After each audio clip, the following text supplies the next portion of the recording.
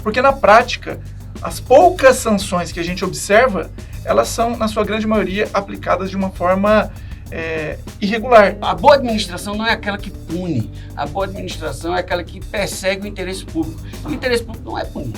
O interesse público é a melhor contratação, a maior eficiência. Então acho que é uma oportunidade da gente visitar, não é nem revisitar, é visitar as sanções. Hoje, a administração pública, ela não tem que ter medo de dialogar com o privado, não. E às vezes o privado, como disse o professor Marcos aqui, tem que dialogar com a administração pública. O ambiente da licitação é um ambiente muito adversarial. E vai do licitante também controlar o edital. Eu acompanho as decisões do Tribunal de Contas e de um tempo para cá, os licitantes vêm batendo na cláusula punitiva. E o Tribunal de Contas do Estado manda parar, tá em descompasso. Um outro ponto interessante que a nova lei traz é a possibilidade da reabilitação do fornecedor outrora sancionado. Quando o tema é licitações e contratos, a LINDB ela tem aplicação direta. Eu conheço o gestor, eu não vou ligar para o telefone dele, vou ligar para a secretária, marcar formalmente uma reunião, apresentar meu produto, protocolizar o prospecto, para que depois não tenhamos dúvida. Um dia desse chegou no meu gabinete, eu sou conselheiro substituto do Tribunal de Contas, um prefeito disse, doutor, o Tribunal de Contas está dizendo uma coisa, a Polícia Federal diz outra, o promotor diz diferente. O que é que eu faço? Eu disse, não, siga sua mulher. Vou contar essa história para vocês contam aí. Está no ar o 5º episódio da Banca do Licitante e o tema central de hoje é sanções administrativas. E hoje a banca ela está repleta de talentos, no qual você, licitante, vai poder absorver na prática casos concretos para você aplicar no seu dia a dia. Começo aqui apresentando Antônio Lima, ele é pregoeiro e diretor-geral do Departamento de Licitações e Compras, graduado em Engenharia da Produção. Ao lado dele nós temos Anderson Pedra, professor, palestrante e instrutor com experiência em diversos eventos nacionais e internacionais. Ao lado dele, Tiossi Júnior, advogado, parecerista, mestre em Direito. E ao meu lado esquerdo, nada mais, nada menos que Marcos Nóbrega, conselheiro substituto do Tribunal de Contas de Pernambuco, professor da Faculdade de Direito da Universidade Federal de Pernambuco, pós-doutor em Harvard, Kennedy School, pós-doutor na Universidade de Lisboa, bacharel e mestre em doutor na UFPE, Universidade Federal de Pernambuco. Ao lado dele nós temos Anielo Parziali, nosso consultor jurídico do Conlicitação, advogado, consultor e professor de Direito Administrativo, autor do livro Sanções Administrativas nas Contratações Públicas. Senhores, muito obrigado pela presença de todos. Gostaria de começar, primeiro você se apresente, mas eu já vou emendar o primeiro tópico, que é como está o panorama atual sobre sanções administrativas no nosso país. Começando aqui pelo Antônio. Muito bom dia, gratidão a todos aqui presentes. Bom, com a nova lei nós temos um panorama que difere alguns pontos do que tínhamos na 8666. É importante ressaltar que temos que criar os procedimentos para poder atuar, não é simplesmente chegar e, está penalizado, qual é o procedimento, como que será feito isso. Um outro ponto interessante que a nova lei traz é a possibilidade da reabilitação do fornecedor outrora sancionado. Então, temos algumas novidades importantes, várias novidades importantes, aos quais iremos discutir neste momento. Maravilha. Anderson, bem-vindo à Banca do Licitante.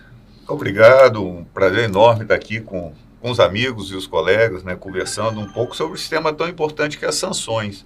Eu acho, além das novidades, como o Antônio trouxe, sobre a nova lei de licitação, é que a nova lei ela tem o brilho de convidar ou convocar a todos para uma leitura.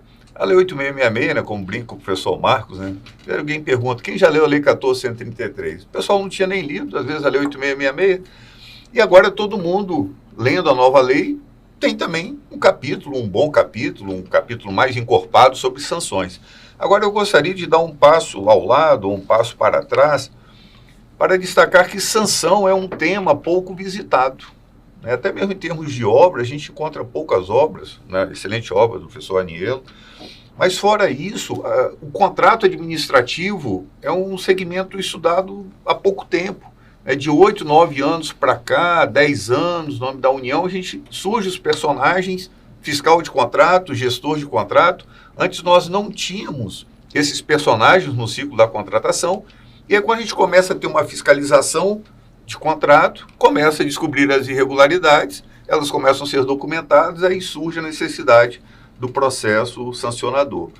E aí é curioso que o momento que a gente começa a falar com a maior cientificidade sobre as sanções, ainda bem, é o mesmo momento que vem a nova lei. Então acho que é uma oportunidade da gente visitar, não é nem revisitar, é visitar as sanções, porque no passado talvez elas não foram visitadas, então vamos falar em revisitar, visitar as sanções e aí à luz de uma nova dosimetria, do Instituto da Reabilitação e de outras novidades trazidas pela nova lei. Então acho que é um momento ideal para a gente realmente desenvolver uma ciência sobre sanção administrativa.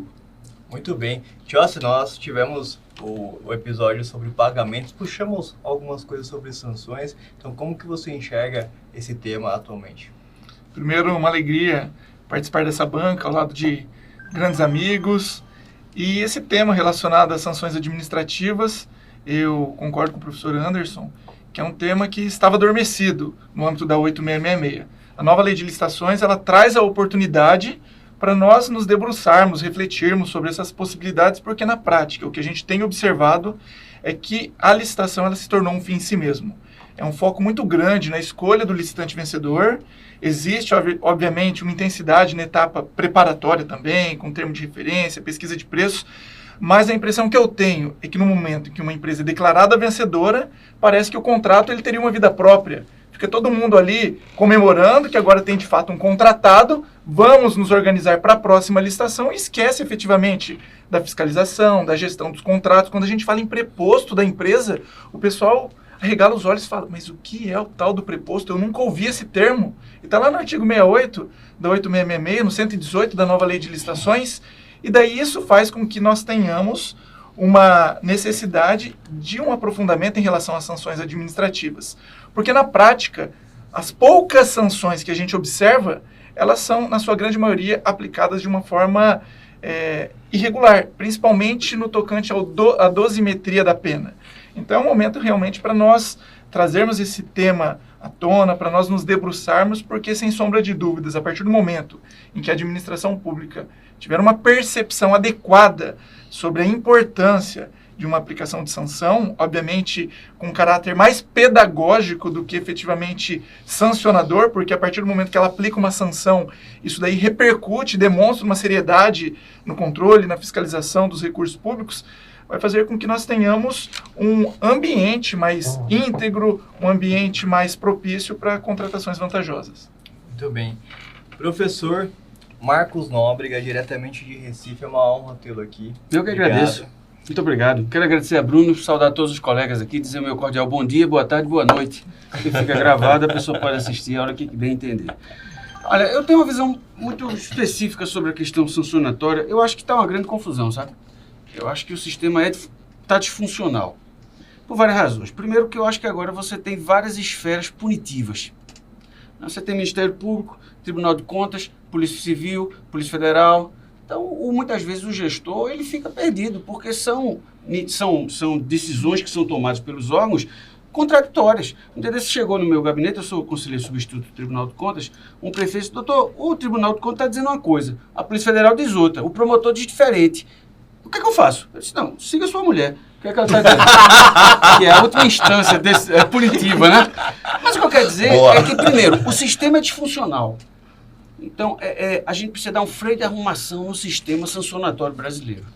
Que isso vem acontecendo, essa disfunção vem acontecendo, não é o caso brasileiro apenas, isso aparece muito no caso dos Estados Unidos, uma hipertrofia do sistema administrativo. Está em todo canto e está querendo punir tudo. A boa administração não é aquela que pune, a boa administração é aquela que persegue o interesse público. E o interesse público não é punir. O interesse público é a melhor contratação, a maior eficiência. Se gasta uma energia muito grande, professor, em querer punir, em querer sancionar, em vez de resolver o problema da coletividade de uma obra. E positivamente a nova lei, diz, se quiser parar uma obra em andamento, tem que analisar tudo, não pode parar e deixar pelo meio do caminho.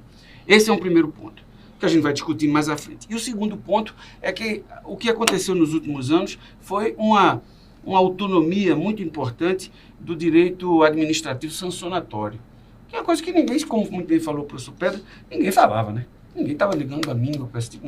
Não tinha densidade doutrinária. Né? A parte sancionatória, né? Graças a Deus veio o professor Anielo com o seu livro, não tinha densidade doutrinária. E aí o que aconteceu? Com o fortalecimento do direito administrativo sancionatório, a gente ganha mais robustez. E hoje, quando a gente analisa as sanções, a gente tem que analisar o chamado tripé normativo sancionatório. Nova lei de licitação, LINDB e nova lei de improbidade. Só dá para entender o arcabouço sancionatório no entendimento mais amplo dessas três disciplinas legais. Muito bem, muito bem. Anielo Parziale, nosso amigo. convidado fixo aqui. E esse tema, eu sei que você é um entusiasta, né? Você que também auxilia o nosso departamento jurídico ali a ajudar os nossos licitantes, clientes de conciliação. Como que está esse cenário no país? Eu quero aprofundar essa pergunta no seguinte sentido. Você tem enfrentado bastante casos ali sobre esse tema, sobre alguns abusos ou até descompassos ali, tanto da parte do licitante quanto da parte do gestor público. Como que está esse panorama hoje? Bom, primeiramente, é um prazer estar aqui. Os grandes professores, né? Que vêm aí reanalisando e revisitando e reescrevendo a nova doutrina do direito público. Bom, eu sou suspeito por falar sobre sanções administrativas, porque eu pesquisei isso no programa de mestrado. Como o professor falou, é um assunto que merecia a ciência ser pesquisado dentro da academia, né, dentro da ciência do direito, levando em consideração que o regime jurídico, a espinha dorsal da 8666, era um reflexo da 2300, que era um reflexo de uma lei estadual de São Paulo. Então, o regime sancionatório, que até hoje ele é manejado, ele foi construído na década de 70. Inclusive, tem até uma obra do professor Antônio Marcelo que ele traz os comentários dessa lei estadual de licitações da década de 70. Ou seja, já tinha passado da hora desse sistema punitivo ele ser atualizado e eu entendo que poderia ter avançado mais do ponto de vista da sua clareza, como a gente observa em sistemas punitivos das agências reguladoras. Você tem uma clareza, a própria lei ela estabelece espinha dorsal, como vai acontecer a punição, e o que poderia acontecer no âmbito das contratações públicas, levando em consideração que quem maneja a lei de licitações não é advogado. Ok? E como o professor disse,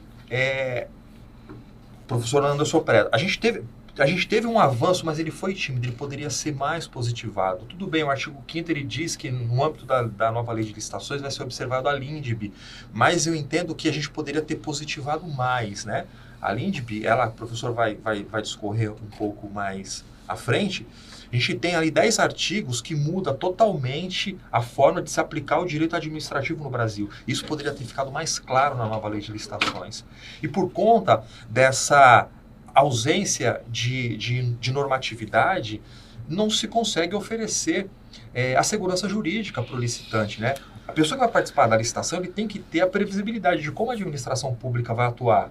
Então você tem um déficit de regulamentação na lei e o edital não ampliando as regras punitivas, o licitante ele se depara com uma situação em que ele não tem a clareza de quando poderá ocorrer aí o processamento de um expediente punitivo. Então, assim, a gente tem uma evolução, mas é uma evolução tímida. A gente poderia ter avançado mais, o texto da lei poderia ter avançado mais, e essa ausência de regramento claro acaba refletindo na ponta. Ou seja, instauração de processo sancionatório, quando não se observa a incursão da infração administrativa de forma clara, processos sancionatórios inobservando as regras aí no tocante contraditório pela defesa. Esses dias a gente teve um caso que instaurou-se um processo de extinção do contrato administrativo e no final do processo o contratado foi declarado inidôneo. Ou seja, isso inclusive foi discutido judicialmente, professor. E o judiciário entendeu que não existia violação. Então, buscou-se no primeiro momento extinguir o contrato e no final do processo administrativo aplicou-se uma declaração de inunicidade. Então é isso. Como o professor Anderson disse, é necessário uma visitação, né? Porque, veja, não se aplica a sanção de qualquer forma, uma sanção, seja restritiva de direito ou seja pecuniária, ela gera um estrago significativo. Reputação da empresa. É uma amputação da empresa. Então, é oportuno essa banca para trazer esses assuntos, levando em consideração a seriedade do sistema punitivo. É muito interessante essa fala do professor Anielo e o professor Marcos Nóbrega trouxe, né? E até para que quem vem aí a nos ouvir, nos assistir, né, fique claro que aqui nós estamos discutindo sanção no seu espectro mais amplo, né? Porque, como disse o professor Marcos Nóbrega, discutir, pensar sanção é pensar no caráter pedagógico, como mencionou o professor Chossi.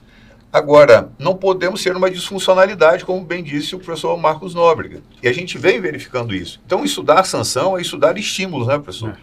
E aí, estímulos no caráter pedagógico, uma sanção ou uma sanção premial, né? E a nova lei vem trazendo, né, uma remuneração de acordo com a eficiência, outras formas de estimular uma contratação eficiente, como disse o professor Marcos Nóbrega. E o ponto que eu gostaria de destacar, porque quando a gente fala para sair estudando sanção, parece que a gente quer sair punindo todo mundo. E parece assim, olha, aquele monte de pessoal atrasado, porque agora nós estamos no momento da consensualidade. Mas estudar direito sancionatório, né, como ciência, academicamente, para não gerar uma disfunção, é buscar eficiência. E a eficiência a partir de um acordo. E aí a parte, eu acho, que me respeite a expressão, né, meio esquizofrênica, que às vezes a gente está discutindo estudar sanção, achando que isso não está em harmonia com o momento da consensualidade, né, consagrada agora na lei, mas já que está muito forte desde 2015, com o CPC, na LINDB, e a nova lei de licitações que tem um capítulo próprio, né? Até brinco, né, que topograficamente, primeiro a gente tem que buscar a consensualidade. Eu brinco com uma interpretação topográfica, que a lei fala primeiro das soluções consensuais, depois da sanção. Então, ó, tá vendo? Primeiro tem que buscar a consensualidade. Então, nós, ao estudarmos conscienticidade, as sanções, nós estamos falando também em consensualidade, na busca da eficiência. O ruim é que a gente começou a falar de sanção, e por que nós começamos a falar de sanção? Porque os tribunais de contas começaram a exigir a instauração de processo sancionador, que é um outro problema, né? Que o tribunal ele exige a instauração de um processo, não necessariamente de aplicar uma sanção, perfeito, que é coisa diferente. E aí, nesse momento, a gente tem que, não podemos ter uma disfuncionalidade do processo sancionador, e aí a gente tem, essa semana, né, o Supremo tem uma decisão, o Supremo STJ, que a não condenação na improbidade deve refletir no processo penal. E aí essa discussão da interdependência de instâncias. Só uma questão para concordar com o professor Anderson, é que a maioria das pessoas erram, não é porque são desonestas não, pessoal. A pessoa erra porque é difícil mesmo. É porque a gente vê as lives aí, pessoal famoso. A realidade no município de Bimirim, no município de Chão de Alegria, Jacaré dos Homens, Alagoas, é muita dificuldade, meu amigo. Não é? Graças a Deus, hoje em dia, a gente tem empresas como essa e tantas outras que você pode fazer curso online, mas nunca teve isso não. O pessoal aprendeu na marra, entendeu? Então, a gente não pode ter a sanha punitiva também. Vou dar um exemplo. Eu tinha um professor na faculdade que ele dizia o seguinte, olha, se o juiz souber direito, ajuda, mas ele tem que ter bom senso. Então, tudo na vida é bom senso. Então, eu tinha um processo um dia desse, me permita dizer, que era de uma prefeitura, no Agreste, e uma empresa, ela estava participando de uma licitação para compra de material de expediente. E essa empresa, e o Ministério Público tinha dito que essa empresa estava em conluio com a outra empresa e pediu declaração de inidoneidade, que é pesadíssimo. E aí a empresa veio falar comigo e disse, ó, professor, o negócio é o seguinte, porque o Ministério Público viu que as tabelas de preço eram semelhantes. Ele disse, olha, professor, o mercado é desse tamanho, as tabelas é tudo igual mesmo, porque o mercado é pequeno, não tem muita diferença. Então, isso não é conluio. E outra coisa, a minha empresa ficou em 5º lugar na licitação. Então, eu vou ser penalizada com a idoneidade, eu presto serviço a 10 municípios, eu emprego 22 pessoas. Como é que vai ser? Não, notícia não é indício. Indício não é prova. Esse é o problema. Só que o cara vai... Então, nulo de pleno direito, idoneidade, e vai lá para casa e acabou-se. Existe uma realidade por trás. Né? Então, é esse contexto que a gente precisa discutir, entendeu? Eu acho que muitas vezes, professor, há uma exacerbação dessa questão. O bom gestor, o bom controlador, é aquele que pune mais, é aquele que não sei o quê. Então, eu acho que a gente precisa, como eu disse, a gente precisa dar um freio de arrumação no sistema sancionatório.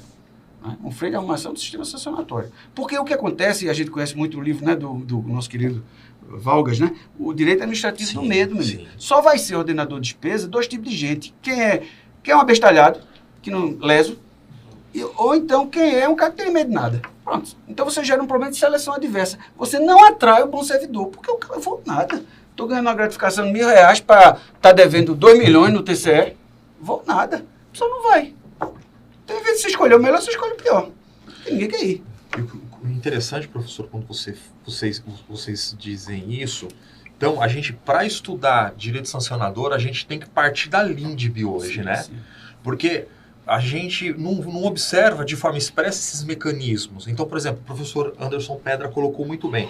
Verifiquei a incursão no comportamento infracional, eu chamo o contratado, ouço qual que é a razão da inexecução contratual e proponho um TAC. Está lá no artigo 26, né? Celebração de compromisso para eliminar a irregularidade. Pronto. Eu posso até instaurar o sancionador, faço o acordo e suspendo, não aplico a pena, porque a penalidade ela é ruim. Às vezes, dependendo da cláusula punitiva, e aí é uma das questões que a gente vai colocar aqui, o administrador público, o gestor de contrato, ele vai aplicar a cláusula punitiva dentro da sua perspectiva. Então, veja, muitas das vezes há contratos que a pessoa executou. Um contrato de 12 meses, ele executou 90% do contrato, no último mês da execução ele pratica um comportamento infracional e aí o gestor do contrato olha o regime punitivo e ele diz o seguinte, você executou bem até agora eu sou obrigado a aplicar uma multa e essa multa, a cláusula punitiva é 20%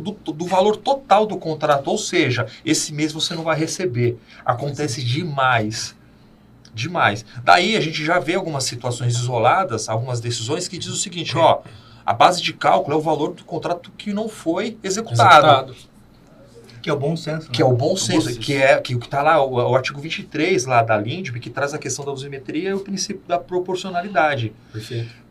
A grande questão é que isso não está na lei de licitações, né? E aí tem toda uma questão de interpretação. Daí a necessidade de capacitação, gestão de competências que a nova lei estabelece. Então, a autoridade máxima ela tem que saber quem ela coloca nos postos chaves. Porque muitas das vezes a instauração de uma punição, ato contínuo já inviabiliza a execução de outros contratos. Há alguns sistemas conjugados que a anotação da sanção em um sistema já suspende os pagamentos. É uma coisa meio maluca. Então, às vezes eu aplico a sanção no contrato, mas eu inviabilizo a execução em outros. Então, analisar, como o professor Marcos disse, o sistema sancionatório dentro de uma perspectiva. Porque não é só punir. Tem que se analisar a razão de punir, uma vez que a LINDB aí traz esses mecanismos que são obrigatórios, né? É uma lei de 2018, né, professor? Mas é uma lei que não entrou ainda no radar do administrativista e também dos gestores públicos. Tem vários pontos a considerar, né? Mas se quiser discutir, a gente conversa um pouco sobre LINDB e tal. Vamos falar sobre a LINDB. Eu só quero, antes de entrar nesse... Porque, na verdade, tivemos uma baita introdução aqui, né? Já deu pra perceber que será bem quente. Spoiler. Anderson. Queria os mais jovens. Exatamente. E antes de entrar nesse...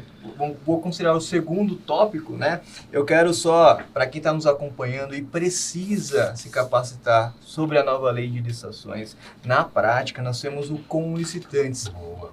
Conlicitantes, para quem ainda não conhece, será uma imersão de 3 dias na nova lei de licitações, com esses mestres aqui em cima do palco, falando para você casos práticos sobre cada tema de licitação, ou seja, você que tem dificuldade com sanções vai ter acesso ao Anielo. Você que tem dificuldade com obras, você que é dessa área, tem uma palestra focada do Marcos Nóbrega sobre gestão de riscos. Então, nós vamos ter ali argumentos e práticas sobre como que ele pode utilizar o Tribunal de Contas a seu favor, né? Nós vamos ter Tioci Júnior sobre instrumentos auxiliares, focando para a área da saúde, principalmente credenciamento, né? Em cima do palco, fazendo um resumo para você, também trazendo o que vem pela frente, Antônio Lima, em um dos palcos do Comunicitantes. Então, se você ainda tem dúvidas com esse procedimento sobre nova lei de licitações e também como que vai agir o mercado em cima dessa transição que a gente vai encarar pela frente, você tem que estar presente no Comunicitantes 2023. Então, baixe o aplicativo do Comunicitantes, favorite as suas palestras, qual que você vai querer assistir ao vivo, para que você possa se capacitar e sair à frente do mercado, sair à frente da sua concorrência, além de fazer muito network e estar ao lado dessas figuras aqui e absorver ao máximo. Maravilha? Foi repetido aqui, eu contei 4 vezes sobre a Lindb. Então não tem como não começar por ela, né? Então eu vou começar pelo professor Marcos. Ele tem bastante coisa que eu já sei para falar sobre esse tema. Qual que é o impacto da Lindb na atividade sancionatória? Não, veja, uma das poucas vantagens de ficar mais velho, poucas, é que você já viu muita coisa, né? Então, assim, né?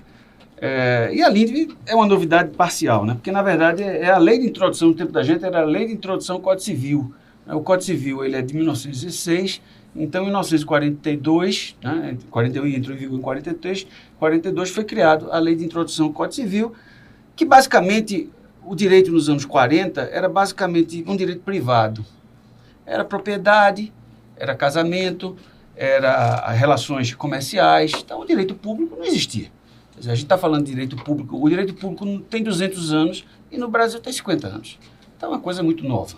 Né? Você pode ir minha faculdade de Direito, ela é a primeira do Brasil, junto com São Francisco, mas a nossa prédio histórico é de 1911. Se você for lá na biblioteca histórica, né, nós temos uma biblioteca histórica, procurar um livro de direito administrativo dos anos 30, dos anos 40, dos anos 50, não existe isso.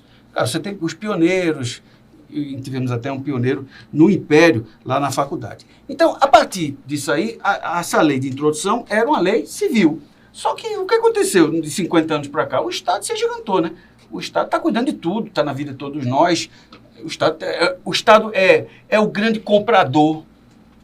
Né? Hoje, no pequeno município, quem compra é o Estado. Não tem mais ninguém, não tem empresa privada, não tem nada. O pequeno município, ele vive do fundo de participação, é o Estado. Ele vive, o dinheiro que ele tem é do fundo de participação e ele compra do próprio Estado. O Estado que compra. Então, é o grande gestor de tudo, é o Estado. E era necessário um acréscimo, né, um adendo a essa antiga lei de introdução com aspectos ligados à interpretação das normas de direito público, porque ela só tratava de direito privado. Aí então veio a Lindb, que é a lei de introdução, só que ela mudou de nome. Ela agora chama Lei de Introdução às Normas de Direito Brasileiro, porque ela vai incluir, além daqueles artigos 20 primevos, mais 10 artigos de interpretação do direito público. E ela traz algumas coisas muito interessantes. Um primeiro ponto que a lei traz é, por exemplo, a necessidade de consequencialismo. Ou seja, isso seu pai disse para você quando você era pequeno, tudo que você faz na vida tem consequência, né? Não é? Toda decisão que você toma na vida tem consequência. O emprego, o casamento, cometer um crime, tudo tem consequência. Então, ao tomar decisão, o agente público, quer seja o agente administrativo, quer seja o pregoeiro, quer seja o conselheiro do Tribunal de Contas, quer seja o membro do Ministério Público, tem que tentar pensar quais as consequências daquela decisão. Ah, professor, massa, muito bom. É fácil, rapaz, depende. Por exemplo, eu julguei um processo, depende. Eu julguei um processo dia desse que era um processo de lixo. O que aconteceu? A prefeitura tinha feito lixo e no final do ano terminou o contrato do lixo. De última, assim, em dezembro terminou o contrato do lixo. Provavelmente para fazer o que muita gente faz, que é a chamada emergência fabricada.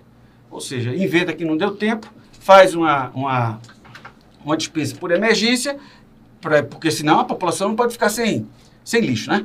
E contrata, provavelmente, às vezes, a mesma empresa com dispensa. E era mais ou menos o caso, eu não me lembro se era a mesma empresa. E esse novo contrato emergencial, ele contemplava um preço 30% maior do que o preço do contrato que tinha expirado e houve um pedido de medida cautelar. O que é que foi pedido na medida cautelar? Suspende o contrato. Aí você está diante de duas situações. Veja, eu não posso suspender o contrato do lixo. Porque se eu suspender o contrato do lixo, quem vai ser penalizado? A população. Saúde pública, né? A população vai ficar cheia de lixo. Então, qual foi a minha decisão? Manter o contrato com o preço do contrato anterior e abrir uma auditoria especial para descobrir por que esse preço era 30% maior. Porque podia ser também, podia ter outros elementos, ter acréscimo de serviços. Só que eu não sabia porque tinha que ser fundo bom de juros, perigo e mora, pedal cautelar. Consequência ali. Fácil, né? Qualquer pessoa de bom senso tomaria essa decisão que eu tomei. Mas tem coisa que a gente não sabe. Tem coisa que a gente não sabe. Essa é a crítica que o controle fez ao consequencialismo. Disse, olha, você só tem o que está nos autos para decidir. Você não está lá no município. Você não sabe da realidade. E tem coisa que você não tem expertise suficiente. Por exemplo, um dia desse eu julguei um processo que o Estado tinha comprado umas tornozeleira eletrônica para os presos. Eu não entendo nada de preso. Não sei se tem algum especialista em tornozeleira eletrônica aqui. Eu espero que ninguém esteja aqui com tornozeleira eletrônica. E foi uma confusão. Serve essa daqui? Não, mas aí foi uma confusão sobre tecnologia porque disse que aí uma empresa entrou com um recurso dizendo que se botasse o papel alumínio na tornozeleira, ela perdia o sinal e era álibi para o bandido. Difícil decidir isso, cara. Difícil decidir qual tecnologia que eu vou usar para uma coisa tão específica. Então, a dificuldade da consequencialismo, doutor, é que pode levar, às vezes a gente não sabe, e isso pode levar a uma coisa muito curiosa, que é a paralisia decisória. Como eu não sei decidir, eu fico com medo, não decido. Coloca de lado o processo. Coloco de lado, não sei, decido. Então, o medo da consequencialismo é o medo da paralisação das consequências. Mas isso é positivo. Por exemplo, a LINDB também trata de uma coisa que foi muito bem falada pelo professor Anderson Pera, que é o consequencialismo. Desculpe, é o consensualismo. Hoje, a administração pública, ela não tem que ter medo de dialogar com o privado, não. Porque, antigamente, quando tinha um representante de empresa, o cara dizia logo, é bandidagem, é picaretagem. Amigo, se quiser fazer picaretagem, vai para debaixo do pé de manga, no cemitério. Entra na sauna, porque não tem nem celular. Aliás, eu vou dizer um negócio, viu, doutor Bruno? Eu, há muitos anos, dei aula para concurso. Muitos anos. É muitos anos que eu parei de dar aula. Aí eu teve uma época que eu queria fazer um livro de licitação para concurso. Aí eu disse, vou botar que título? Eu vou botar licitações e contratos esquematizados. Aí ficaria muito mal, né? Duplo sentido. Né? Porque tem tanto esquema de licitação que o título... Queria o baiano e lá ele. Lá ele. Ou então esquemas de licitação e contratos. Licitação em esquema. Em esquema. Ia vender bastante, né? Mas o que eu quero dizer é que é tanta... é tanta coisa que você já sabe as picaretagens todas, cara. O ladrão de galinha pega. Não pega o ladrão mais sofisticado. Agora, qual é o problema do consensualismo? Também tem limites. Por exemplo, eu estava julgando um processo dia desse, que era a prefeitura, ela tinha alugado um galpão. E esse galpão funcionava o setor administrativo da prefeitura. E houve essa confusão do Covid por conta do índice de reajuste. O índice do contrato era o GPM. E GPM, amigos, pipocou o GPM. E aí, não sei o que, aquela confusão, a prefeitura não estava pagando, se fosse pelo GPM, não sei o que. Aí disse, vamos fazer, então, o TAG. Aí eu chamei o prefeito, o dono do galpão, e ficou acertado o seguinte, até o início da pandemia era GPM. Depois, durante a pandemia, IPCA. Que era mais ou menos o que tinha sido feito no período do Covid. É fácil resolver isso, é uma coisa intuitiva. Aliás, inclusive, minha assessora, que é legalista, depois eu vou contar uma história sobre esse termo legalista, né? Minha assessora, que é legalista, ela disse, ô Marco, daqui a pouco a gente é corretor de imóvel da prefeitura. Então, assim, qual é o papel do controle? Até onde a gente vai? Então, são vários temas que são fundamentais, né? Entendeu? Eu sei que isso é ditado, vou contar essa história legalista. Há muitos anos atrás, eu fui num estado aí, que eu não vou dizer qual é, e tinha um colega lá do Tribunal de Contas, ele disse, fulano, tá, não sei o quê, tudo bom? Ah, tudo bem, professor, eu gosto muito dos seus livros e tal, e gosto desse negócio, não sei o quê. Meu sogro gosta muito do senhor, ele é desembargador do Tribunal de Justiça, ele é muito legal, ele é legalista. Legalista, eu disse, eu acho correto, porque a lei é a principal fonte do direito, é Liló Meirelles, página 48, ele é legalista. Aí eu disse, sim, eu acho importante, ele é legalista, é muito bom. Não, professor, você não está entendendo não, ele é galista. Aí eu disse, o que é galista? Ele tem galo de briga. Eu disse, galo de briga A briga de galo foi extinta no Brasil com Jânio Quadros, pô. Como é que pode a elite ter galo de briga? Então é um Brasil fantástico. O Brasil tem o primeiro mundo, o segundo mundo. Por isso que eu estava dizendo ao professor antes, a estrada ensina muita coisa, né, amigo? Aí vem o Juris Baby aí, com 25 anos, querendo, não sei o que é lindo. A vida é, como diz Belchior, né? A vida é muito pior, meu amigo. A vida é muito difícil. Né? Mas eu já falei demais minhas conversas aí. Galista é pau, né? Mas faz mais 20 anos, eu acho que não tem mais não. Não sou especialista no tema. Sobre Lindbe, fique à vontade para esgotar o assunto aí, fique à vontade. Na linha que o professor Marcos trouxe, né, ver como esse Brasil, né, um Brasil de galistas e legalistas, né? E aí a Lindbe, ela surge em 2018 nesse contexto de uma aplicação exacerbada da legalidade, ou de uma legalidade cega. O que é curioso é que quando veio a Lindbe, quando veio a 13.655 reformando a Lindbe, houve um movimento contra a aprovação, principalmente dos órgãos de controle.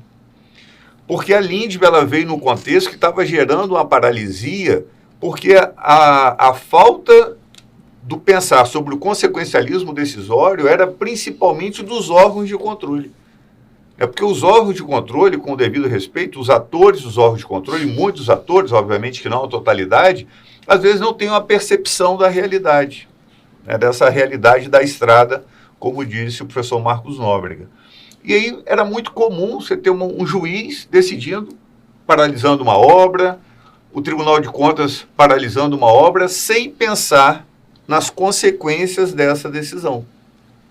Então, a Lei 13.655, acho, como disse o professor Anielo, é uma lei que, com 10 artigos, que ela muda a essência do direito público, a essência da administração pública. A ementa da Lindbe, ela traz 2 princípios básicos. Ela visa, os 10 artigos, buscar eficiência e segurança jurídica. Só isso. Só isso. Eficiência e segurança jurídica. Pouca coisa. E essa eficiência e segurança jurídica, ela tenta proteger as relações contratuais, e aí, com isso, a empresa, observando uma segurança jurídica, diminui seu custo transacional, e como foi já dito aqui, a questão da seleção adversa. Essa lei 13.655, que altera a Lindbe, que a gente está falando da Lindbe, né, depois do brilhante introito do Nóbrega, mas a gente está falando dos 10 artigos da Lei 13.655, que é a parcela de direito público na Lindbe. Então, ela busca combater a seleção adversa, que hoje, quem vai querer ser ordenador de despesa? Sim. Quem vai querer trabalhar na administração pública? E aí ela traz a oportunidade de tentar proteger e não blindar, o agente público contra uma possível responsabilização de erros leves. A lei traz que o agente público só deve ser responsabilizado em caso de dolo ou erro grosseiro. Disposição semelhante temos na nova lei de licitações, também lá no artigo 71, 72. Então essa lei, ela surge nesse contexto quando nós observamos ainda um movimento muito forte dos órgãos de controle, que interrompia o agir administrativo, promovendo uma ineficiência e, ao mesmo tempo, gerando uma seleção adversa. Bons fornecedores não querem celebrar contrato com a administração pública, que eu vou lá fazer um investimento, vou imobilizar um patrimônio, funcionário, daqui a pouco chega alguém ou a própria administração suspende o contrato, seleção adversa. Servidor público pode ser responsável por qualquer coisa, contou um prazo errado, paga multa. O cidadão não acorda pela manhã, como disse o professor Marcos Nóbrega, hoje eu acordei, eu quero fazer uma coisa errada. Eu quero ficar gravado na história do meu município como um administrador ruim. Eu não imagino ninguém acordando com um sentimento desse. A maioria quer acertar. Quer acertar. O cara é bandido, ele não está nem ligando também. Porque muitas vezes no pequeno município, professor, você tem 2 tipos. O pessoal que é capaz de nada e o pessoal que é capaz de tudo. Então você fica entre a leniência, a absoluta falta de apoio, de nada, e o cara que quer fazer mal feito, entendeu? Mas a maioria é honesto, pô. Agora, um outro ponto que a lei traz, e a gente também tem que destacar, aqui tanto, né, para o privado, quanto também para o servidor público. Se a lei ela traz o consequencialismo decisório, ou seja, essa responsabilidade para decidir, mas a lei também traz aquilo que eu chamo, e alguns doutrinadores, de primada realidade, que também é óbvio, mas o óbvio tem que ser dito. Quais são as circunstâncias administrativas, sociais, tecnológicas que levaram à prática daquele ato? E às vezes o privado, como disse o professor Marcos aqui, tem que dialogar com a administração pública, né? O ambiente da licitação é um ambiente muito adversarial, né? Não é um ambiente dado ao diálogo. Óbvio que nós temos que ter alguns cuidados, não conversar sozinho, colocar, né, resumir a termo o que foi discutido, né? Aquilo que não for republicano vai para a mangueira, lá do cemitério, como disse Eu o nunca professor fui pra Marcos. Mangueira. Não. Só na escola de samba, né, professor? Ou ainda não. Então, é dever da administração pública e o particular também essa responsabilidade social em contribuir para a melhor instrução do processo. Então, né, se o privado tem uma solução realmente diferente das outras, que é o caso da inegibilidade, se o papel alumínio faz ou não faz interferência, quais são os pontos positivos e negativos da solução tecnológica que ele tem para ofertar para a administração pública, ele tem que municiar isso, de forma republicana. E o privado é interessante ele ter esse cuidado. Eu conheço o gestor, eu não vou ligar para o telefone dele, vou ligar para a secretária, marcar formalmente uma reunião, apresentar meu produto, protocolizar o prospecto, para que depois não tenhamos dúvida. Então, ao mesmo tempo que a gente tem que pensar no consequencialismo decisório, e às vezes o limite, né, tem aquelas situações que é fácil a gente observar a política pública sempre sendo afetada, agora outras não. E aí o privado, né, na assimetria informacional que existe entre o público e o privado tem que contribuir. Isso é bom para a administração pública, é bom para o privado, e é importante que ele contribua com cuidado para evitar qualquer discussão. Veja, Bruno, a gente precisa, às vezes, parar para olhar. O agente público, o controlador, ele tem que parar para olhar. Porque se você, às vezes, para olhar, você vê. Vou dar um exemplo. Prefeitura do interior. São João é a maior festa do Nordeste, né? Aliás, eu estava vendo um dado um dia desse. A festa no Brasil que mais vende cerveja é o São João. Porque tem muita cidade no Brasil que não tem carnaval, né? Mas São João tem toda a cidade do Nordeste. Aí o que aconteceu? A prefeitura tinha contratado, inegibilidade, uma banda de forró para tocar no São João. E essa mesma banda foi contratada em outubro, no aniversário da cidade. Tinha contratado por X em outubro e por 2X no São João. Aí o auditor vai lá e diz, superfaturamento. Por que contratou por X e outro 2X?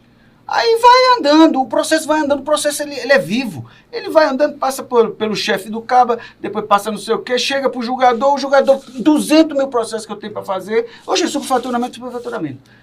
Não é, cara, porque veja, no São João o mercado está aquecido. Exato. Sim. É mais caro, todo mundo está querendo banda de forró. Em outubro, aniversário da cidade, a banda está quase passando fome.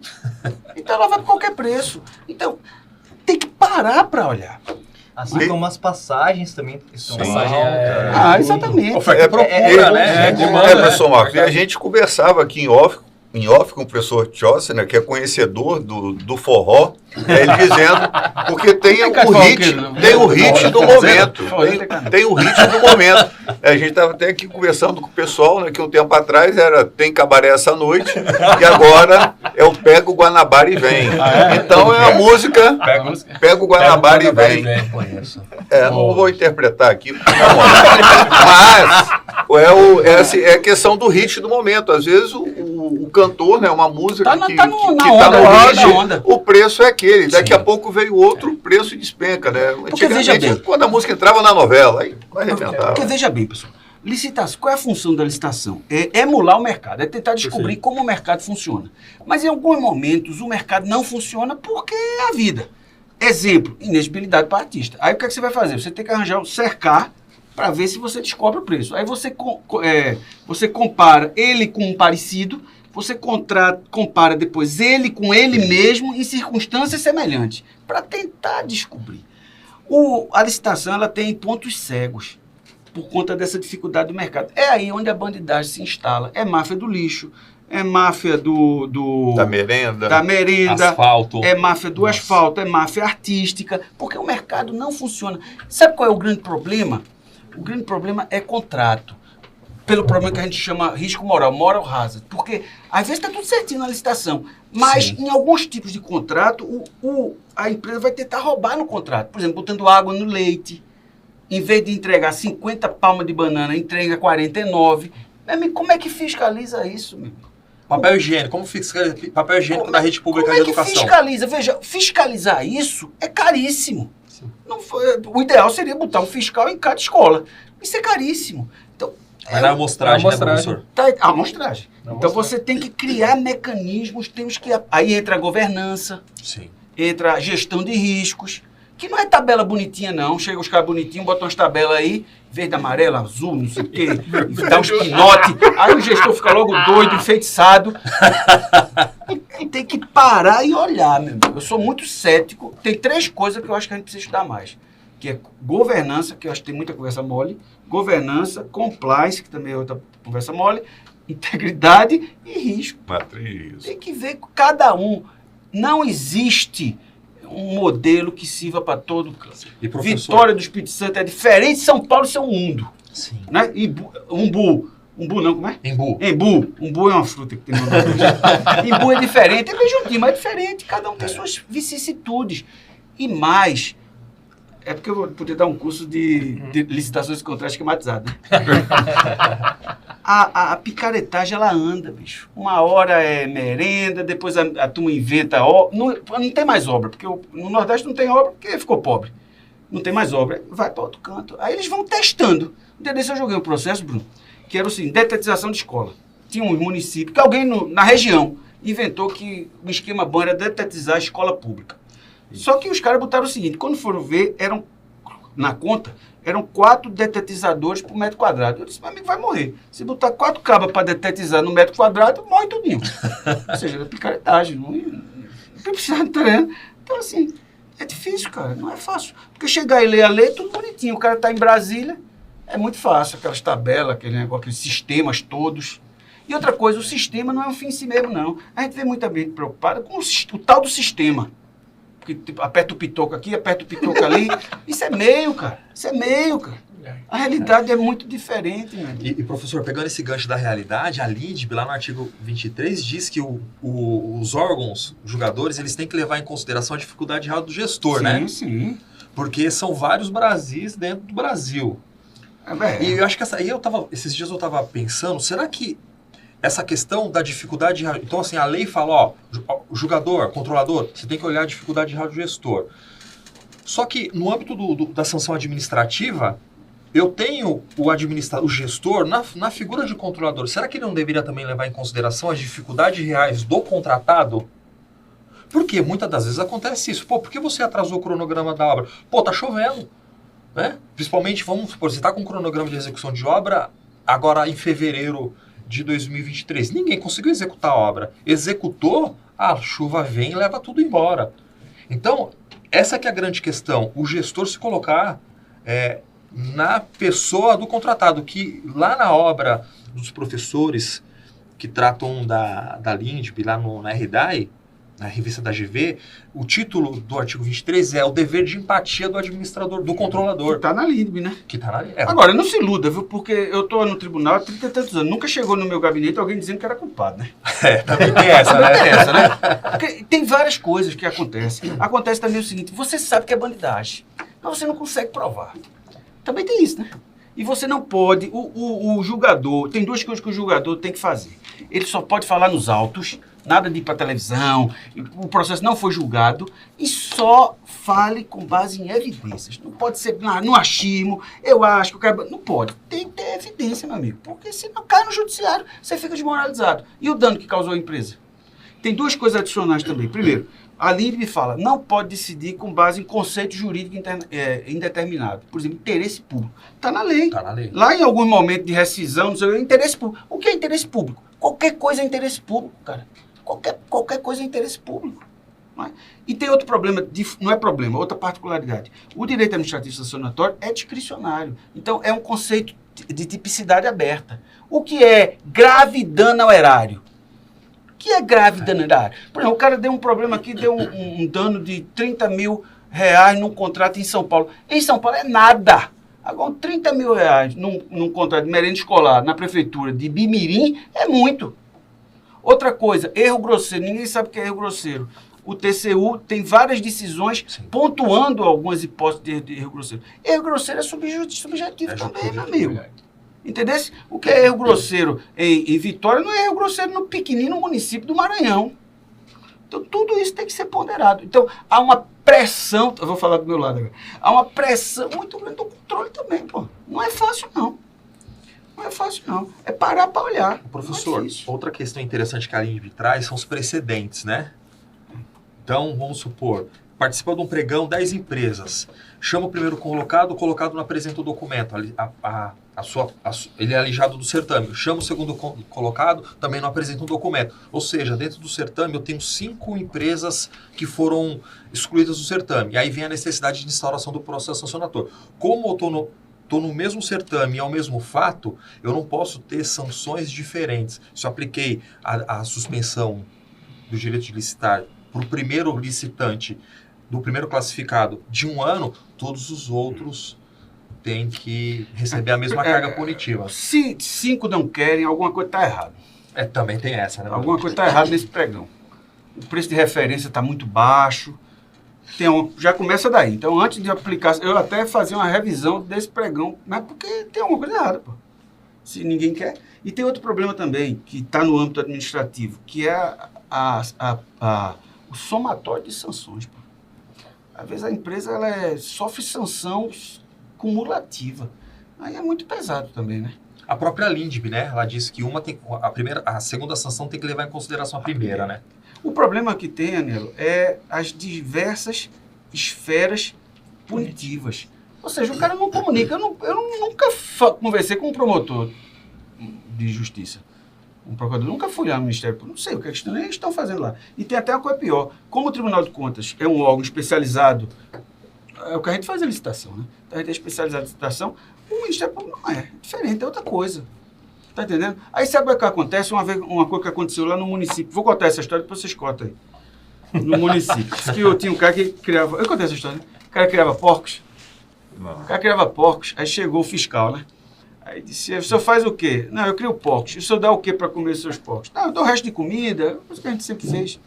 Aí fez, não, é um absurdo, porque pelas novas regras da vigilância sanitária, tem que cuidar desses porcos, não sei o quê. Aí deu uma multa no cara. Passou-se um tempo, chegou outro fiscal. O senhor faz o quê? Não, eu crio porcos. E o senhor dá o quê para os seus porcos comerem? Não, veio um colega seu, me mutou, eu mudei minha estrutura, eu dou frango na chapa, eu dou a selga, o porco não tem problema de colesterol. Isso é um absurdo. Com base no artigo 5º, direito da dignidade da pessoa humana, 30 milhões de pessoas passando fome, é um absurdo, mutou. Chegou um terceiro fiscal, aí chegou lá, o senhor faz o quê? Eu crio porcos. Aí fez a pergunta fatídica. O senhor dá o quê para os seus porcos comer? Só eu dou um vale alimentação. Vai no shopping. O porco vai no shopping. Eu não quero nem saber, meu, o que é que esse porco come. Sabe por quê? Porque um diz uma coisa, o outro diz outra coisa, e aí vai fazer o quê? Fica perdido, meu amigo, fica perdido. É a previsibilidade, né? Pois é a segurança jurídica. Segurança jurídica. Então, eu vou participar da licitação, preciso conhecer qual que é a regra sancionatória. Não isso ficar... E tem que estar no edital, tem que estar definido no edital. Regulamento. Para o cara saber o que ele espera. Né? Saber o que ele espera. Agora tem que... quando a gente fala em regulamento, constar no edital, a gente também tem que ter o cuidado de não ficar repetindo as mesmas sanções. Perfeito. Né? Cada contrato ele vai ter uma repercussão e tem que levar em conta essa repercussão. Às vezes só um fator percentual, se é o não executado, se é o valor total do contrato, isso deve ser deixado muito claro no regulamento ou no contrato. E, por vezes, eu particularmente entendo que pode variar. Em determinados momentos, pode ser o valor total do contrato, em outros, valor não executado. E dentro dessa proporcionalidade, já que a gente está falando da LINDB, né, esse cuidado ele é necessário e advertir, né, quem elabora o edital, porque às vezes existe aquela tendência de querer colocar sempre a sanção mais grave, e na hora que eu coloco a sanção mais grave, isso vai gerar um aumento do contrato, é um custo transacional. Então, às vezes, nem sempre punir ou estabelecer penas severas é o ideal, porque isso tem efeito colateral também, tem as suas consequências. E pegando um gancho no regulamento, a própria LINDB, no seu artigo 30, ela dispõe de forma expressa que o gestor, para aumentar a segurança jurídica, ele vai expedir regulamentos. Lá no parágrafo único consta que esse regulamento tem caráter vinculante às entidades a que se destinam até a ulterior revisão. Ou seja, cabe a cada administrador tecer os seus regulamentos diante das suas peculiaridades, que vêm ao encontro, inclusive, do artigo 22 da LINDB, os obstáculos reais do gestor.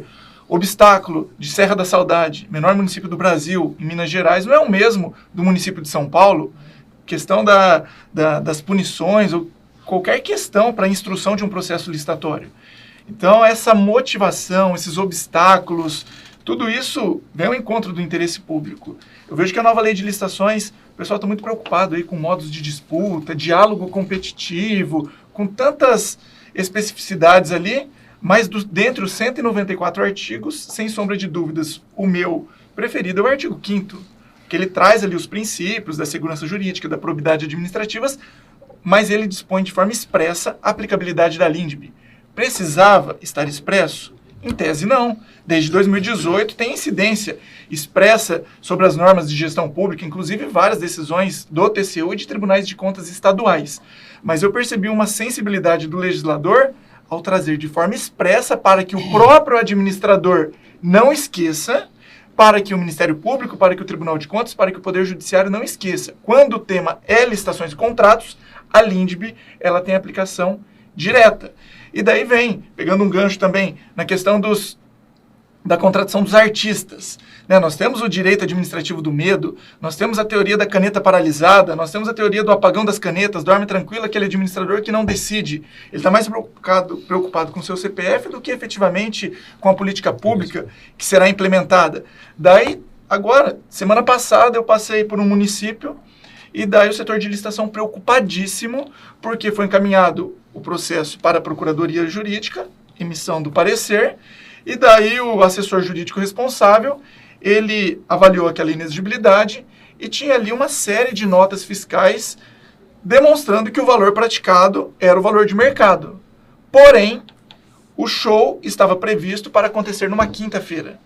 E as notas fiscais que haviam sido apresentadas pelo próprio artista de outros eventos eram shows que aconteceram na sexta, no sábado, na segunda, na terça, mas não tinha nenhuma nota de quinta. E ele falou, o processo está inadequado, porque nenhuma nota, ela comprova um show realizado numa quinta-feira. E ele devolveu o processo para que o artista comprovasse o valor do cachê do show na quinta-feira. Então é o medo de decidir, é o medo de colocar a caneta ali no papel para trazer o seu opinativo. E quem perde? Quem perde é a sociedade, quem perde é o fornecedor, que precisa se organizar por conta de uma turnê, porque precisa alugar hotel, porque precisa organizar a sua equipe para que ele esteja na data e horário para a realização daquele evento. Então afeta diretamente essa paralisia por conta do medo sancionador, o fornecedor, porque ele fica refém muitas vezes de uma situação. E obviamente com a devida vênia aos órgãos de controle que exercem um papel fundamental para o combate à corrupção, para a evolução do Estado democrático de direito, mas o que a gente vem ouvindo hoje, que muitas vezes o órgão de controle é o nosso VAR do futebol. Porque o que acontece? O gestor público ele precisa agir ali no calor do momento. Ele tem as situações que não demandam um tempo para análise. Aconteceu o problema, ele precisa resolver. Obviamente, tem que ter o planejamento adequado, tem uma série de circunstâncias. Mas ele age. Por isso que é importante a motivação, nos termos do artigo 20 da LINDB, trazer os obstáculos, para que no momento da decisão, o controlador saiba exatamente o porquê daquele ato. Porque o que acontece? O processo chega lá depois de 1 ano, 2 anos, 5 anos lá num gabinete, e daí tem o analista, tem uma série de assessores, tem o responsável por julgar aquelas contas, mas ele está ali num ambiente que ele tem uma série de elementos. Tem a doutrina, tem a jurisprudência, tem várias opiniões, e daí muitas vezes, questão do legalista, não fez da forma que eu entendia como mais adequada, vai lá e pune o gestor. Então é como se fosse o VAR porque o juiz viu o lance ali, apitou a falta, marcou o pênalti, deu o cartão. Depois tem uma central que olha, analisa, volta, analisa de novo. Mesmo analisando várias vezes, não tem muitas vezes a certeza que aquela é a melhor decisão.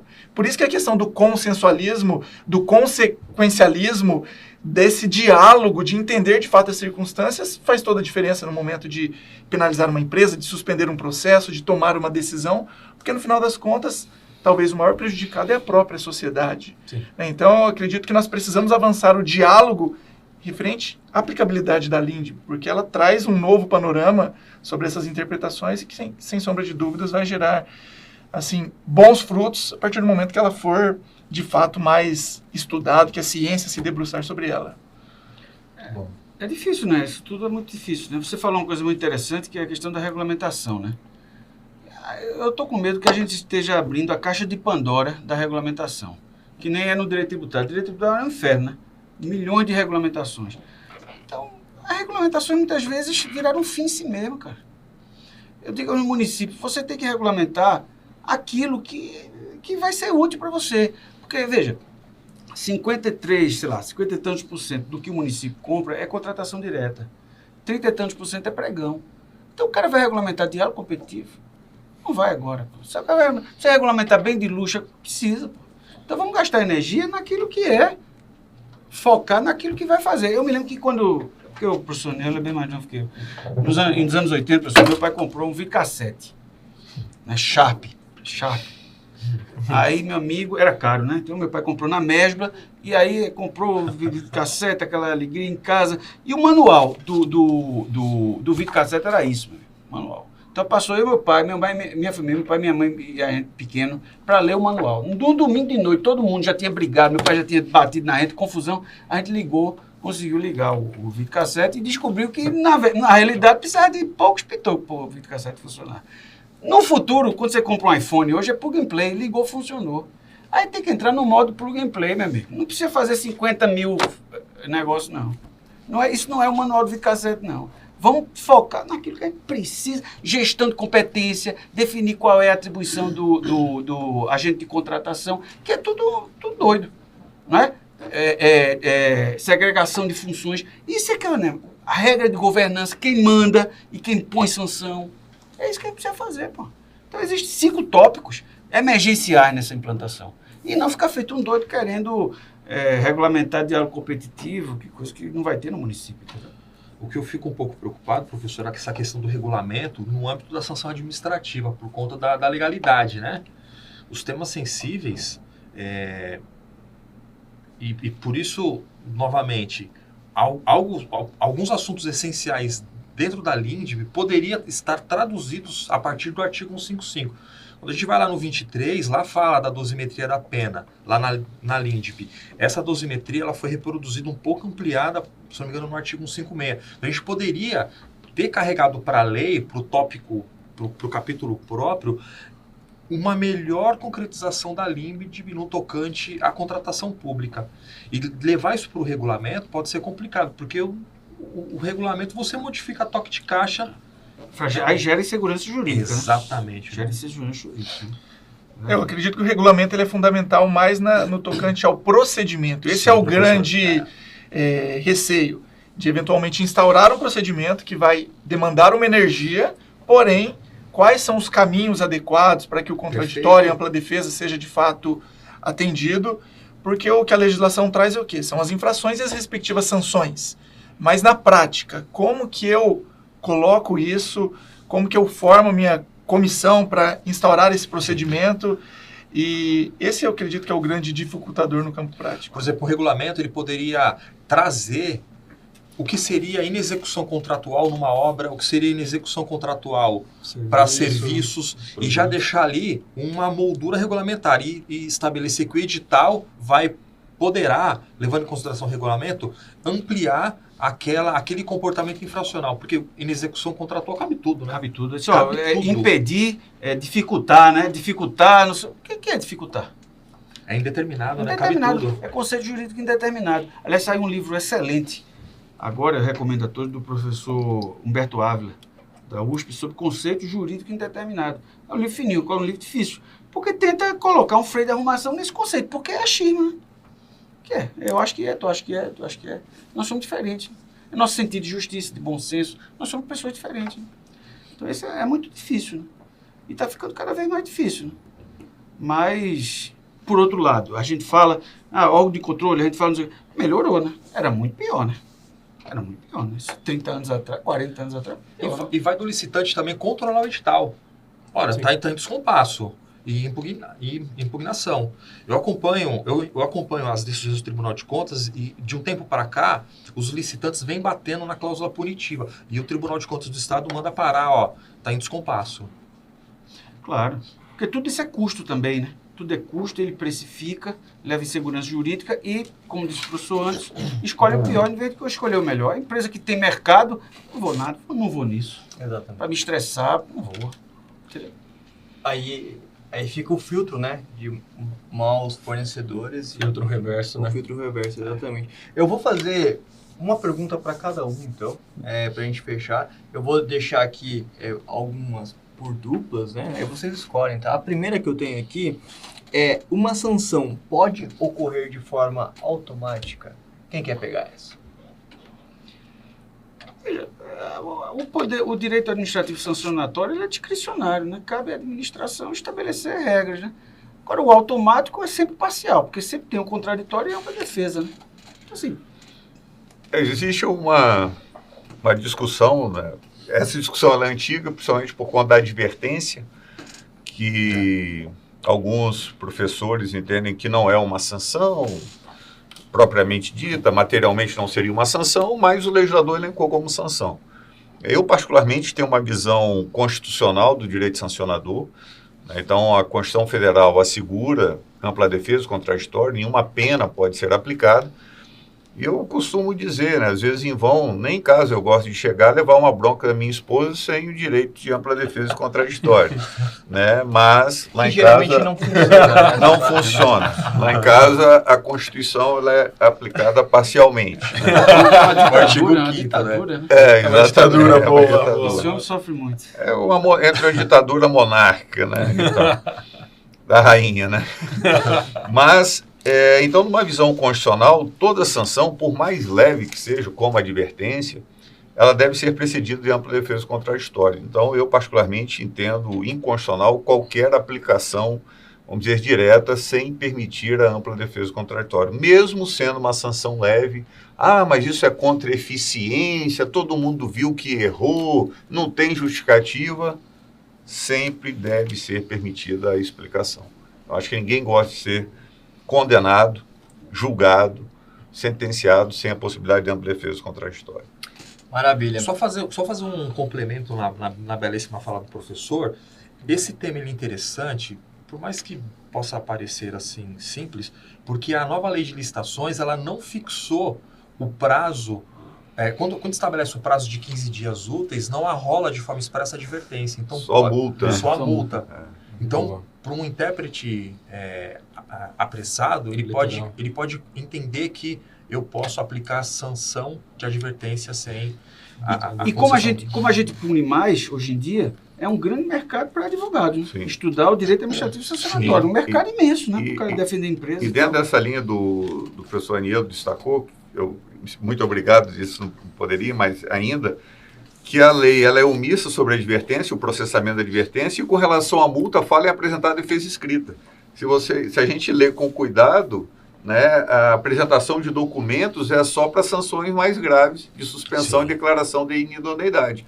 Então, aparentemente, a multa eu só teria direito à defesa, não seria direito a uma ampla defesa, né, que seria uma defesa parcial que só possa apresentar documentos, que só possa apresentar a defesa escrita, não poderia juntar documentos, não poderia pedir uma perícia e, obviamente, pelo que eu disse, né, antes, para mim, deve ser levada em conta a ampla defesa. A Constituição não falou que a gente tem direito à defesa, mas a ampla defesa. É uma defesa qualificada, uma defesa adjetivada. Então, da mesma forma, como bem disse o professor Aniello, a omissão da expressão advertência, numa leitura constitucional, não permite a aplicação automática dessa espécie sancionatória. De igual modo, para aplicar a multa, deve ser permitida também a produção de qualquer prova em direito admitida, e não apenas a defesa escrita. Porque o direito administrativo sancionatório, o direito administrativo é verdade material, não é verdade formal. Sim. Porque no judiciário, aquela história, né? O que não está nos autos não está no mundo. No direito administrativo, não, é material. Então você pode trazer provas a qualquer tempo, e você não precisa nem de advogado para se defender no Tribunal de Contas. Então você tem muito mais maleabilidade. E um outro ponto também, que eu acho que é oportuno, mas é uma advertência, não dá em nada. Você prejudica os seus antecedentes. Sim, Boa. sim, É. sim. E agora com o Portal Nacional de Contratações Públicas, a gente vai, a gente inverteu a lógica. Em vez de você ter, a empresa andou mal, está negativada no SICAF, aquele negócio todo, você vai ver se ela andou bem. Isso. Entendeu? Se você, a empresa prestou um serviço em Vitória, aí eu quero contratar ela em Porto Velho, aí eu olho e vejo se ela andou bem. Levou uma advertência lá em Vitória, aí o cara disse, nem vou olhar, nem vou considerar. Então, Porque agora isso daí fica exposto lá no registro cadastral, no PNCP. Né? Vai ficar o histórico da empresa. O peso da sanção hoje é muito maior. E por mais que ela seja branda como uma advertência, isso certamente influenciará em sanções mais gravosas, questões atenuantes, se é réu primário ou se não é. Então é uma empresa que realmente... Sabe um tema que está muito discutido hoje?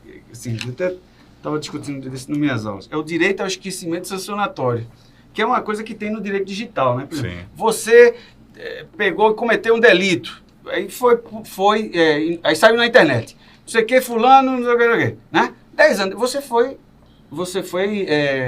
inocentado. Você tem direito a que... Porque toda vez que você botar seu nome no Google, vai aparecer, fulano assaltou um banco. Não foi você, foi provado que não foi você. Você tem direito a apagar isso? Pergunto eu, a gente tem como é que chama? Recuperação não. Reabilitação. Reabilitação. Mas você tem direito à reabilitação no cadastro, existe direito ao esquecimento cadastral, não está claro, ninguém sabe, né? Seria no direito penal você sair do rol dos condenados. Exatamente. Então como é que esse direito do esquecimento se dá nesse âmbito aqui? É interessante essa questão. Para passar para você não ser mais o reincidente. Exatamente. Porque Até os impactos no período ali que ele ficou constando e ainda não apresentou a defesa que depois comprovou. E esse impacto nesse período?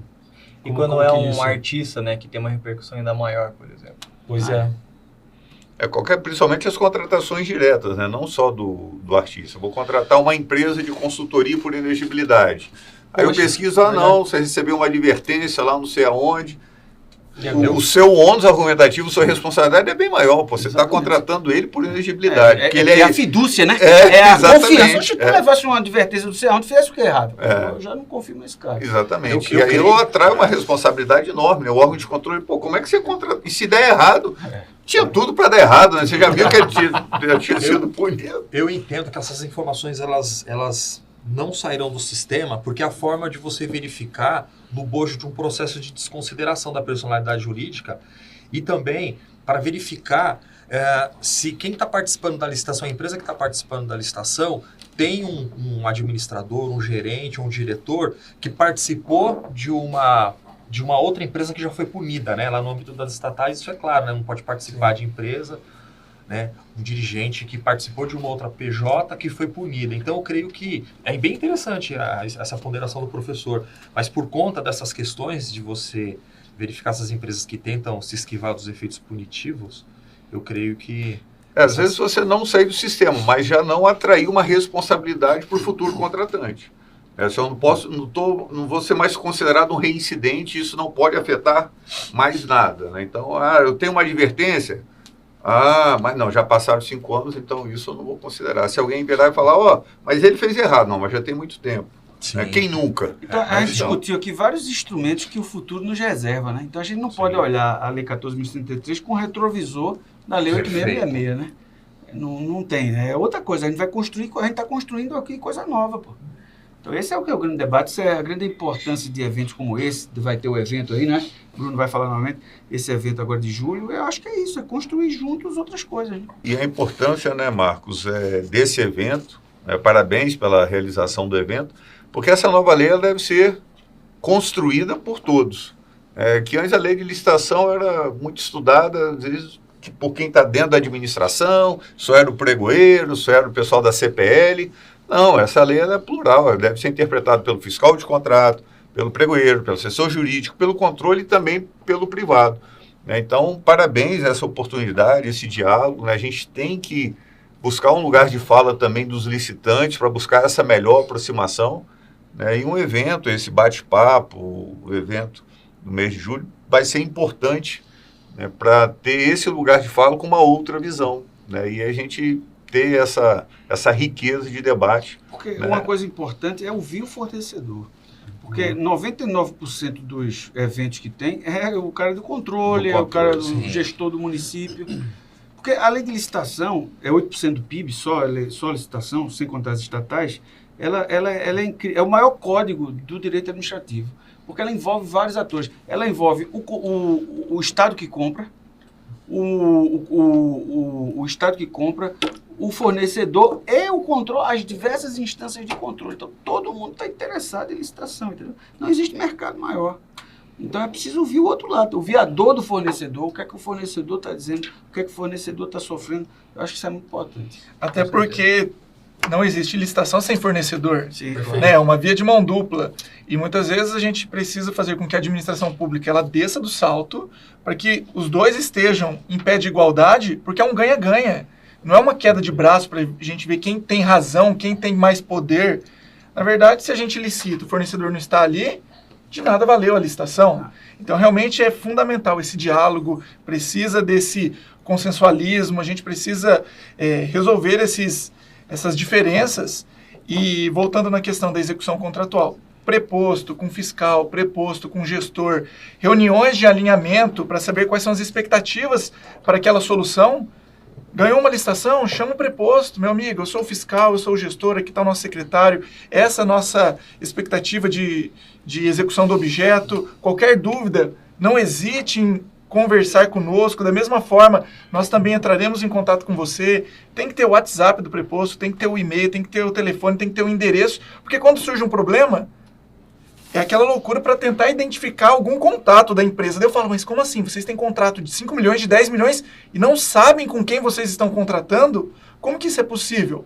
Então, finalizou uma licitação, chama para uma reunião, faça reuniões periódicas, traga esse diálogo, porque não tem nada de errado nisso, não tem nada de proibido, de ilegal. O proibido é o quê? É a propina, é o jeitinho, é o conluio. Agora, o diálogo, ele vem para satisfazer o interesse público. Então, a gente precisa dessa proximidade. E uma vírgula, Tiago, acompanhando o seu raciocínio, no âmbito da execução do contrato, para evitar o desencadeamento de processos sancionatórios desnecessários, é a necessidade do preposto, dono da empresa, ir dialogando, acompanhando a execução do objeto e posicionando a execução do objeto com o gestor. Porque lá fala o seguinte, não é só receber o objeto, é acompanhar a sua execução. Se eu estou, ato contínuo, execução do objeto, reportando para o gestor do contrato as minhas dificuldades, pode ser que eu tenha, após a execução do objeto, uma análise de toda a inexecução observada e eu justifique aquela situação e não avance com o processo sancionador. Não adianta eu informar ao gestor do contrato que eu não vou conseguir executar o objeto na forma do contrato, após eu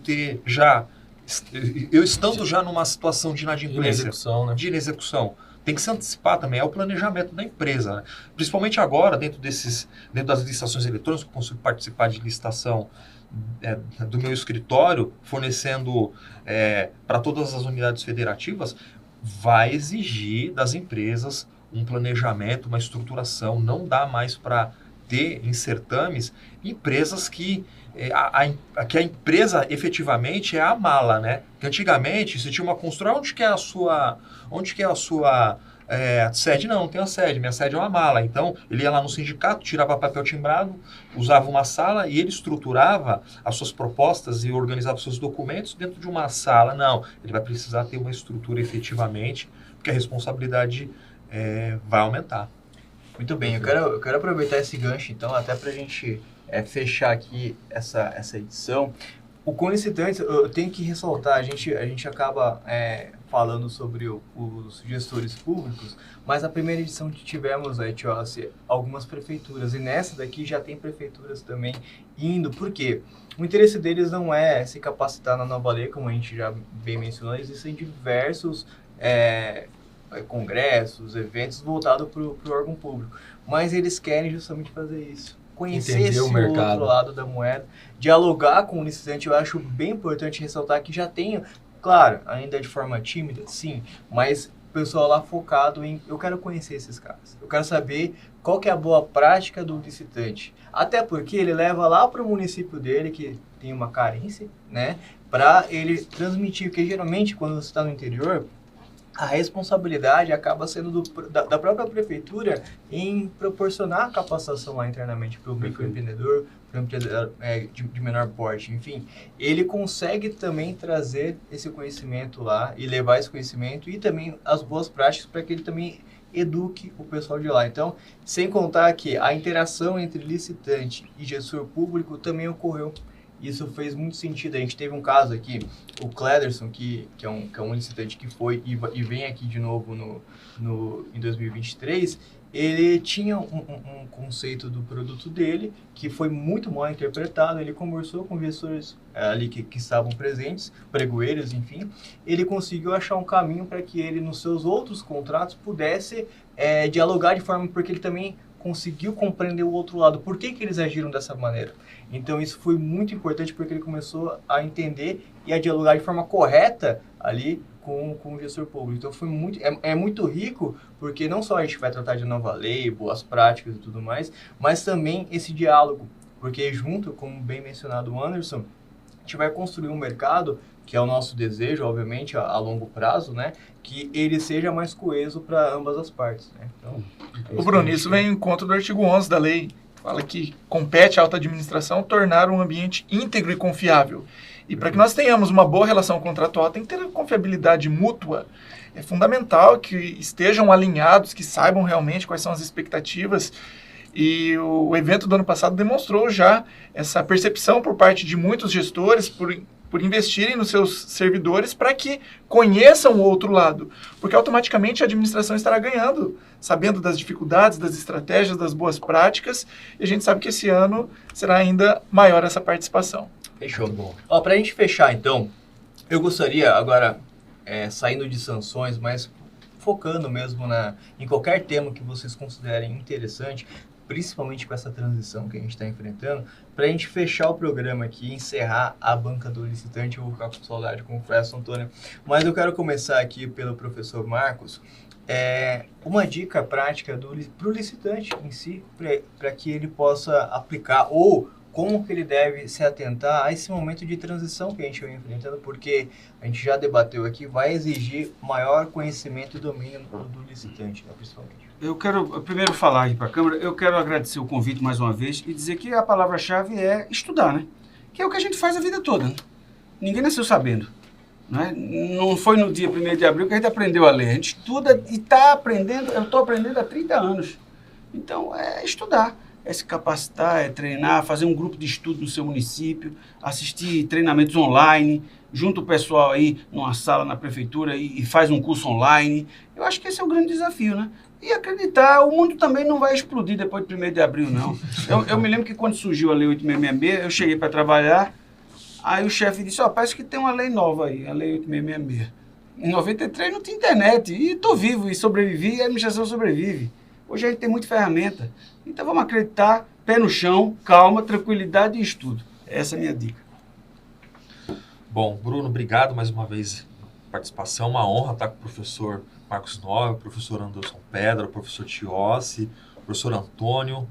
A gente entra de uma forma na banca, sai transformado, muito rico, cada um dentro da sua dinâmica, dos seus conhecimentos, é algo extremamente significativo. Eu penso assim, para o licitante, para o contratado, como o professor falou, estudar. Há vários mecanismos dentro da nova lei que já podem ser implementados, já podem ir para um requerimento, para uma solicitação, levando em consideração essa proposta que é trazer segurança jurídica em um novo ambiente de negócios. Quanto mais rápido se debruçar sobre o conteúdo na lei, mais ferramentas o licitante e o contratado vai observar lá dentro que vai o ajudar no seu dia a dia. Muito bem, Tiossi. Assim, reitero o que os colegas trouxeram como dica, agradeço a participação aqui nessa banca fantástica, a gente sai transformado daqui. E eu digo que o fornecedor, ele é um grande agente de transformação. A nova lei de licitações tem um agente de contratação, mas eu tenho defendido a tese de que todos que atuam com licitações e contratos são agentes de transformação. Porque um processo licitatório, um contrato administrativo, não é apenas uma relação entre duas partes. Vai muito além, tem uma função social muito interessante. A geração de empregos, de riqueza, mas a gente consegue efetivar aquelas políticas públicas que estão ali previstas na Constituição Federal. Direito à educação, direito à saúde, direito ao saneamento. Então o fornecedor ele tem a possibilidade, a oportunidade de auxiliar na transformação da comunidade para um município melhor, para um estado melhor, para um país melhor. Obviamente a gente vive num país capitalista onde todos buscam o lucro. Isso é inevitável e é lícito e é legítimo. Mas aproveitar a oportunidade de vender para o governo para proporcionar uma sociedade melhor. Então agindo com integridade, automaticamente ele estará isento ou serão mínimas as chances de serem eventualmente sancionados e penalizados, que foi o tema dessa nossa banca. Então essa é a dica, agir com integridade. Muito bem. Anderson. Bom, agradeço a oportunidade, novamente, de estar aqui com os queridos amigos, professores, né, que tanto admiro. Como disse o professor Aneldo, a gente chega aqui e sai com um monte de anotação, até pedir um caderno, né, para voltar em casa, retomar alguns estudos. Mas, dizendo agora para o licitante, eu acho importante, nesse momento de transição, muita calma, né, o mundo não vai acabar.